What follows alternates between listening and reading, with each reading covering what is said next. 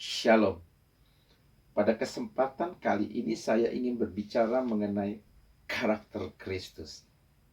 Nah, apakah karakter itu? Karakter adalah watak atau sifat hati yang mempengaruhi pikiran, perilaku, budi pekerti, dan tabiat. Secara mendasar, karakter diklasifikasikan atau digolongkan menjadi dua, yaitu karakter yang baik dan karakter yang buruk. Kemudian menurut KBBI atau Kamus Besar Bahasa Indonesia, karakter artinya tabiat, sifat-sifat kejiwaan, watak, dan budi pekerti yang membedakan seseorang dengan orang yang lain. Nah, kemudian secara umum, karakter itu terbagi menjadi 4 macam atau 4 jenis. Yang pertama adalah sanguinis. Jenis karakter ini cirinya adalah orang yang suka, senang, atau mudah bergaul dengan orang lain yang ada di sekitar lingkungannya. Dan karakter ini juga sering disebut dengan ekstrovert, yaitu orang yang terbuka kepribadiannya dengan lingkungan luar. Kemudian yang kedua, melankolis. Jenis karakter ini cirinya adalah individu yang tidak suka, tidak mudah, atau tidak bisa bergaul orang di sekitarnya. Dia hanya fokus pada dirinya sendiri. Dan orang seperti ini cenderung pesimis. Tetapi ia adalah seorang pemikir yang keras. Dan sering diistilahkan dengan introvert. Orang yang tertutup kepribadiannya. Kemudian yang ketiga adalah kloris. Jenis karakter ini cirinya adalah orang yang dapat dengan tegas mengambil keputusan. Dan dia cenderung suka mengatur. Hobinya bertualang. Kemudian kesukaannya hal-hal yang menantang. Dan orangnya optimis. Tidak gampang menyerah. Kemudian yang keempat, yaitu plekmatis. Jenis karakter ini cirinya adalah orang yang santai, acuh tak acuh, kurang peduli begitu. Kelebihannya adalah mudah berdamai dengan kehidupan di dalam segala situasi dan kondisi. Nah, keempat karakter bawaan ini adalah anugerah Tuhan buat umat manusia. Terlepas ada plus dan minusnya. Jadi kita hanya tinggal memoles, membenahi, atau memperbaiki yang kurang baik menjadi baik. Dan yang sudah baik dipertahankan, bahkan ditingkatkan. Kemudian, selain ada karakter bawaan, ada karakter bentukan. Yaitu karakter yang dibentuk. Itu adalah tanggung jawab kita. Suatu nilai, apapun itu,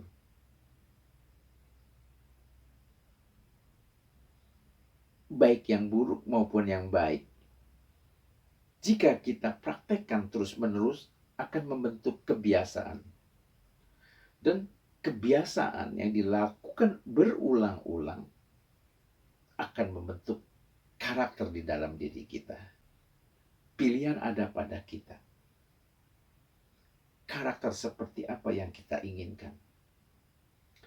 Sebagai orang percaya, kita harus menginginkan karakter seperti Kristus. Di dalam Roma pasal yang ke-8 ayat yang ke-29. Demikian firman Tuhan.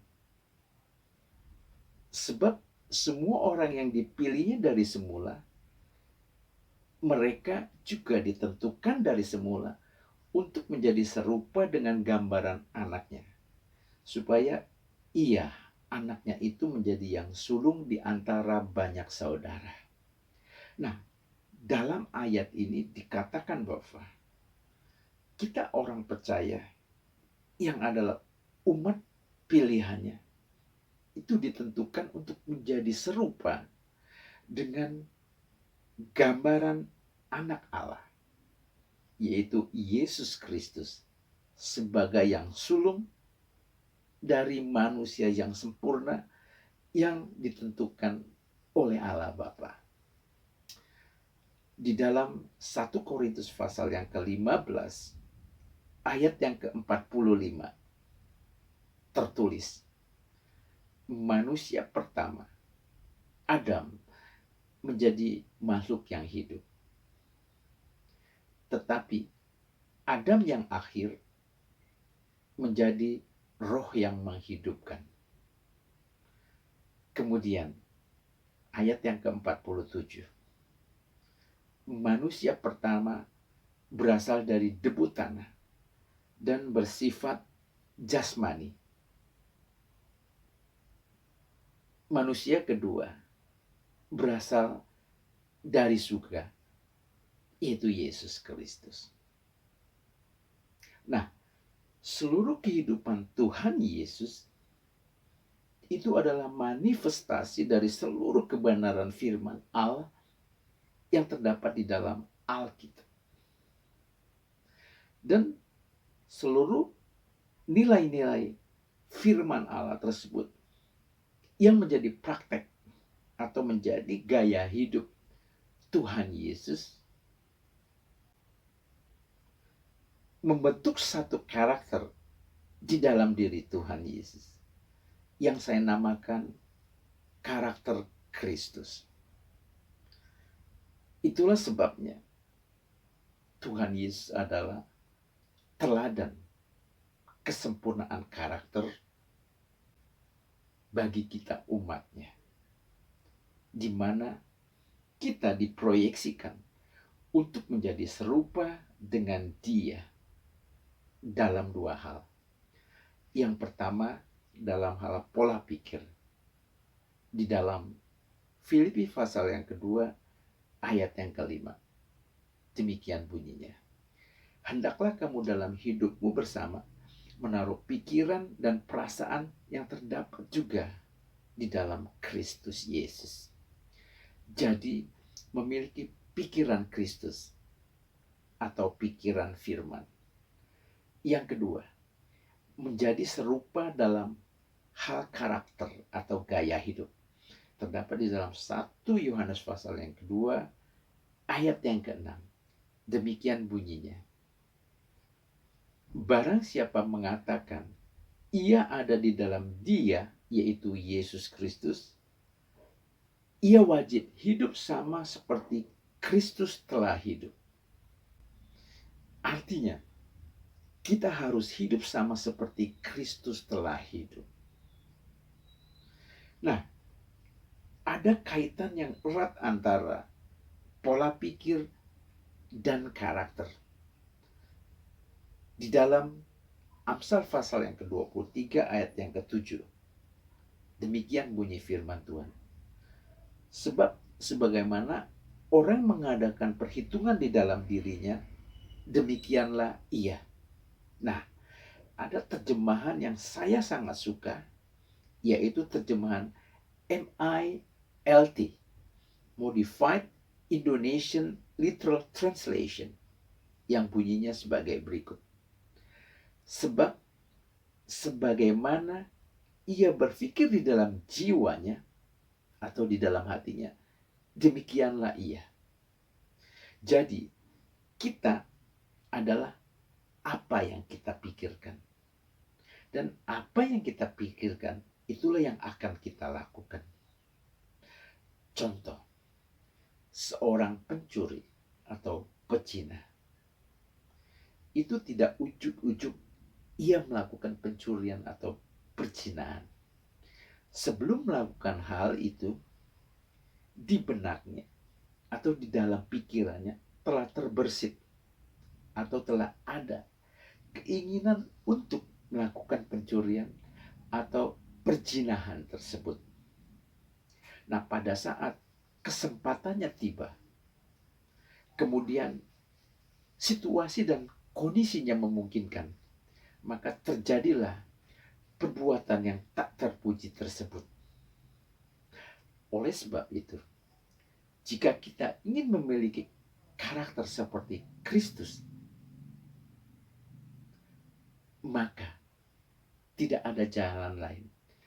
Kita harus memiliki pikiran Kristus, yaitu pikiran firman atau biblical mindset, biblical paradigm yang memenuhi pikiran kita sehingga menghasilkan perilaku atau gaya hidup seperti Kristus. Hanya dengan cara seperti itu, karakter Kristus terbentuk dalam diri kita, orang percaya. Yang terakhir, saya ingin memberikan ayat kunci, yaitu di dalam Filipi pasal yang keempat, ayat yang ke-8. Demikian bunyinya. Jadi akhirnya saudara-saudara, semua yang benar, semua yang mulia, semua yang adil, semua yang suci, semua yang manis, semua yang sedap didengar, pikirkanlah semuanya itu. Sebaliknya, semua yang tidak benar, tidak mulia, tidak adil, tidak suci, tidak manis, tidak sedap didengar, tidak disebut kebajikan, dan tidak patut dipuji. Jangan pikirkan itu. Lupakanlah semuanya itu. Bahkan buang jauh-jauh. Karena Alkitab, firman Allah, jelas memerintahkan kepada kita agar kita hanya memikirkan semua yang benar, yang mulia, yang adil, yang suci, yang manis, yang sedap didengar, yang disebut kebajikan, dan patut dipuji, yang adalah esensi atau inti dari seluruh nilai-nilai kebenaran firman Allah yang ada di dalam Alkitab, yang akan membentuk karakter Kristus di dalam diri kita. Demikian firman Tuhan. Tuhan Yesus memberkati kita sekalian. Amin.